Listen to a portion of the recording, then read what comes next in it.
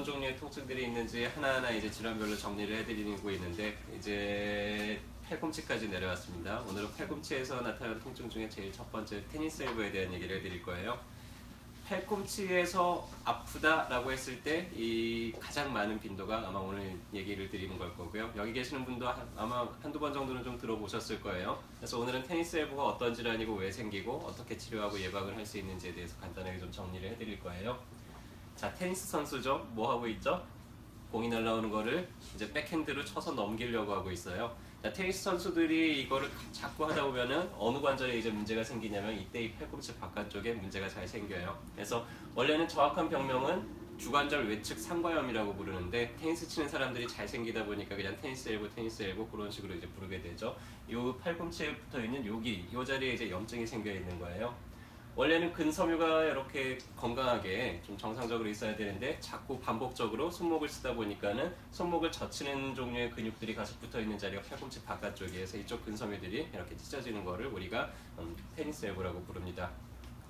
자꾸 움직여야 될까요? 가만히 있어야 될까요? 가만히 있어야 되죠. 근데 어떤 분들이 잘 생길까요? 이 손목을 많이 쓰는 분들, 뭐 주방일 많이 하는 분들, 또 이 팔로 뭐 잡아당기면서 반복적으로 뭐 하는 분들한테 잘 생기죠. 그래서 우리가 테니스 엘보를 진단을 할 때는 자, 근육이 힘을 쓰게 되면 아파요. 그래서 팔목을 젖힌 상태에서 이걸 힘을 잘 버티는지 못 버티는지, 여기가 찢어 있으니까 이렇게 힘을 쓰면 버틸 수 있을까요? 없을까요? 잘 못 버티겠죠. 윽 하면서 여기서 통증을 느끼게 돼요. 그걸 보고 여기 힘줄 쪽에 좀 상처가 났구나, 염증이 생겼구나 라는 걸 우리가 확인을 할 수가 있겠죠. 자, 그럼 이제 어떻게 치료를 해야 되죠? 침 맞아야죠. 그쵸. 어머니 잘 알고 계시네요. 침 맞아야 되는데 이걸 잘 모르시는 분들은 뭘 하냐면 정형외과 가서 주사를 맞으세요. 그래서 정형외과 가서 주사 한번 딱 맞았더니 몇 년씩 아팠던 게 안 아파. 근데 한 6개월 정도 지나니까 또 다시 아파져가지고 그때 주사 한 방 맞고는 내가 안 아팠지 해가지고 또 가가지고는 또 주사를 맞는데, 그러고 나니까 한 3개월 정도 갔는데 또 안 아파. 3개월 정도 가다가 또 다시 아파져. 그래서 또 주사 맞았더니 이제는 한 달도 안 가. 그러면 이제 그때 와서 이제 침이나 한번 맞아볼까 하면서 한의원을 오시는 분들이 있는데, 그때쯤 되면은 저희가 좀 많이 안타깝죠. 이 그래프를 한번 잠깐 설명을 해드릴 거예요. 보면은 밑에는 기간이에요. 26주고 52주죠. 52주 이제 1년이죠. 자, 제일 밑에 있는 그래프를 보니까는 쭉 한 반년 정도 지나니까 80%까지 좋아졌어요. 그리고 1년 지나니까 꼭 80% 정도 수준이 계속 유지가 되고 있죠. 이게 뭐냐면은 아무 치료도 안 하고 그냥 가만히 있었을 때, 가만히 놔뒀을 때 한 반년에서 1년 정도 지나면 이제 이 정도 나아지고 회복이 돼요. 자, 그 위에 있는 거는 조금 더 나아지는 것 같기는 한데 별반 크게 차이가 나지는 않아요. 이게 뭐냐면 열심히 물리치료 받고 다녔을 때, 고전적인 치료를 했을 때. 자, 근데 이 그래프를 실선으로 되어 있는 걸 잘 보세요. 확 좋아졌죠. 이게 뭐냐면 이게 뼈 주사예요.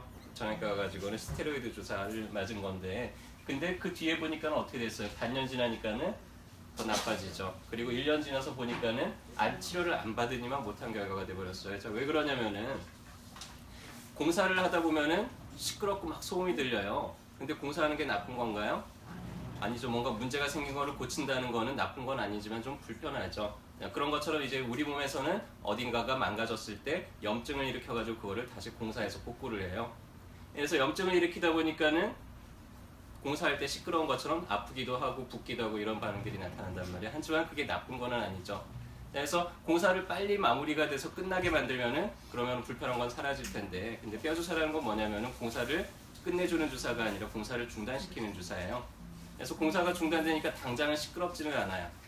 염증 반응을 바로 멈춰버리니까는 통증은 안 느껴져. 하지만 조직이 다 복구가 된 건 아니죠. 그렇게 계속 사용을 하다 보면 결국에는 더 망가져가지고 나중에 더 문제가 생기죠. 그래서 그거를 몇 번을 반복을 하다 보면 이제 조직이 너무 헐거워져가지고는 그때쯤 한의원에 찾아오면은 좀 치료하기가 너무 어려운 경우들이 많아서, 그래서 저희가 이런 내용들을 자꾸 알려드리고 있습니다.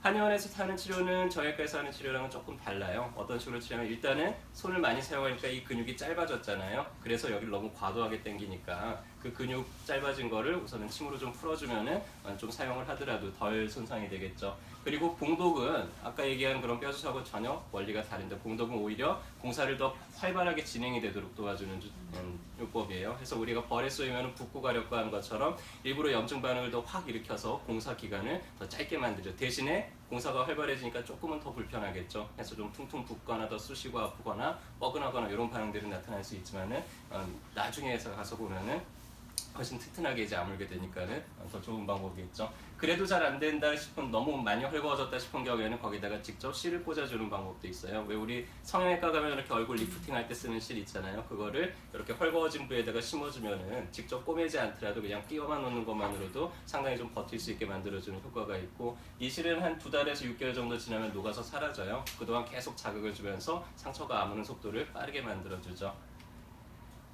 이제 모든 상처들은 시간이 지나면 아물어요. 근데 이 테니스 엘보가 고질병이 되는 이유 중에 하나는 손목을 쓰다 보면은 자꾸 당겨지잖아요. 그래서 낫는 속도가, 회복되는 속도가 적어도 망가지는 속도보다 빨라야지 점점점 아물어서 공사가 끝날 텐데, 근데 망가지는 속도가 낫는 속도보다 더 빠를 때는 이게 다 회복이 안 되고 공사가 계속 잠겨야 되겠죠. 그래서 여러분들이 치료를 받으러 지금까지 앞에서 알려드린 것처럼 공사가 좀 더 빨리 끝나도록 하는 것도 중요하지만 더 망가지지 않게 집에서 관리를 잘 하는 것도 중요해요. 그래서 꼭 이런 보호대를 착용을 하고 더 망가지지 않도록 좀 거기를, 상처를 잘 보호를 해주는 게 중요합니다. 근데 퀴즈를 하나 내볼게요. 어느 보호대를 차야 될까요? 왼쪽, 오른쪽? 자, 왼쪽 손 들어보세요. 오른쪽 손 들어보세요. 네, 오후반은 네, 틀리신 분들이 더 많네요. 자, 정답은 오른쪽입니다. 왼쪽 손목 보호, 팔꿈치 보호대는요 효과가 전혀 없어요. 이거는 어떨 때 하냐면은 팔꿈치 염좌, 인대가 늘어났을 때 팔꿈치 자체를 못 쓰게 만들려고 하는 거고, 이거는 여기 흰줄 쪽에는 별로 영향을 못 미칩니다. 이렇게 요거를 착용하는 게 훨씬 더 좋아요. 왜 그러냐면은 손목을 움직이더라도 손목을 움직이는 근육이 여기까지 영향을 미치지 않도록 여기서 딱 근육을 잡아주는 거예요. 그럼 손목을 쓰더라도 그 힘이 팔꿈치까지 전달이 되지는 않겠죠. 이거를 착용을 하고 일을 하면은 일을 할 때도 조금은 덜 아프게 돼요. 그래서 보호대는 아까 보신 것처럼 이런 종류의 이제 보호대를 해야 됩니다. 어깨동무 한의원에 있을까요, 없을까요? 있겠죠.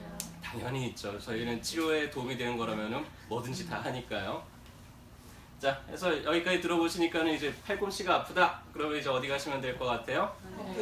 한의원 가시면 되겠죠. 한의원 중에서도 어디요? 어깨동무 한의원 오시면은 저희가 또 잘 진단해드리고 또 잘 치료해드리도록 하겠습니다. 오해도 진료 잘 받으시고요. 건강하루 되시길 바라겠습니다.